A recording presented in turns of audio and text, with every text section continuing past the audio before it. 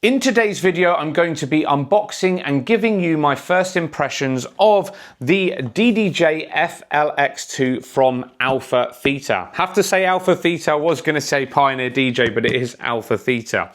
Now, this is the most budget-friendly option available in the AlphaTheta range. It retails here in the UK for around £159. I got it for £149, so tenner cheaper than that. And over in the US, it retails for about $179. This is the replacement for the DDJ-200, a device that I never actually got my hands on. And so I'm actually very curious to see how this device compares to the DDJ-FLX4, which is ultimately one of the most popular devices on the market.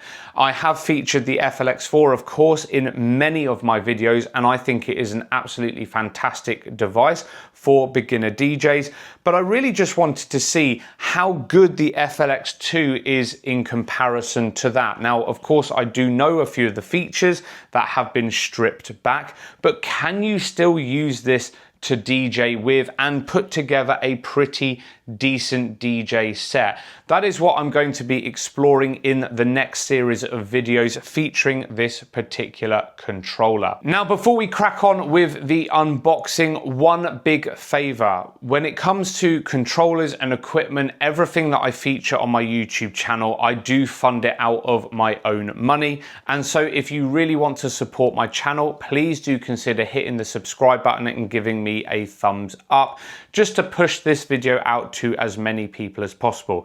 And if you really would like to support me even further to continue making these videos, I do have a channel membership option now available. Link in the description down below, and in exchange for your membership, you get early access to all of my videos.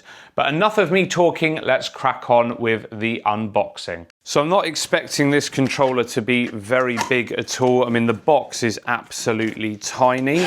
Same style of box as the FLX4. Okay, so it comes with a USB-C to USB-C cable, so that's going to be useful for connecting the laptop or your mobile phone or tablet. Comes with a bit of an envelope here.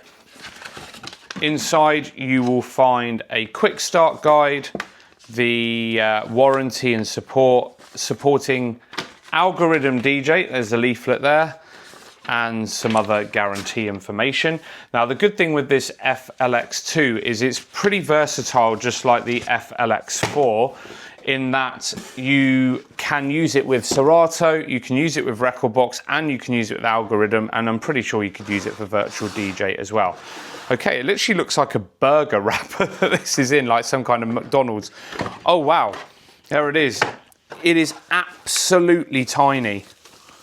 That's actually smaller in person than what I was expecting. Let's just unwrap. Wow, there we have it. There is the FLX2. I really have to zoom in on the camera to put it in the frame just to see how small it is. That is absolutely tiny. So, dare I say it, it is smaller, but first impression, the build actually feels more solid than the FLX4. The plastic feels a lot more rigid, you know. Jog wheels feel pretty the same, but even the sliders on the faders, they feel a little bit more rigid. I mean, instant observations, it does not have any level meters. That is going to be a problem when you're playing out. Of course, it does not have any connections to sound systems apart from these tiny, well, the smaller headphone jacks. I think it's 1/8 of an inch headphone jacks there, and that connects to your speakers and also as well headphones there. So if you have one of those bigger jacks, you'll need to unscrew that and make sure you've got the smaller connection there. There aren't any headphone controls either on the mixer, so you only get these tiny little attenuation dials here. And similarly, you don't get any master control for volume on the mixer. you have to control it via this small attenuation dial here. So that is a little bit limited. Let's get the FLX4 just quickly for a side-by-side comparison in terms of size. So that is the FLX4 and that is the FLX2. So it's a much smaller footprint. Let's just put the two on the desk there. So there we go. It's, I would say it's probably about a third smaller. So honestly tiny. What I'm going to do now, just to finish off this unboxing and first impressions video, I'm going to hook up the laptop and just see how easy it is to connect to Rekordbox. Now, I already have a Rekordbox account, so you probably would need to do that if you're unboxing this and using it for the first time. One observation that is a little bit disappointing, in my opinion, it would have been good if they included a adapter from the for the speakers, so that you could get a you know, the jack lead and then connect it to some RCAs. Of course, normally you'd connect in to the master using RCAs or XLRs on more high-end units. It would have been good if they included that as an adapter, because right now I now need to go on Amazon to purchase an adapter to connect this up to my speakers, unless I have some kind of mini jack lead and connect it to like a wired speaker, but I would need to buy an adapter. But anyway, let's get the laptop out and let's connect it up to a Rekordbox. Okay, so we're back. I've got the laptop now switched on and next to the FLX2. One thing that I did notice, I haven't plugged it in on the other end just yet, but one thing I did notice, compared to the FLX4, you only have a one USB-C. So that means this is going to draw power from whatever device is connected. So if you are using your mobile phone or tablet to DJ with, bear that in mind. You are probably going to want to plug in your mobile phone or power it, give it some kind of power source, because it is going to drain the battery, just because there is no option to connect this to an external power source.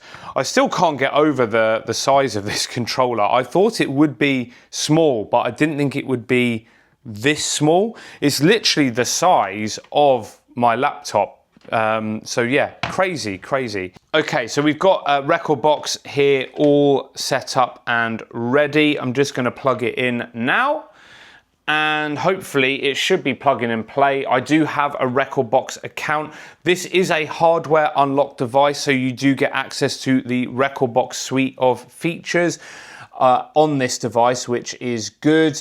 And so I think, with that being plugged in, we saw some flashing there. We are ready to go.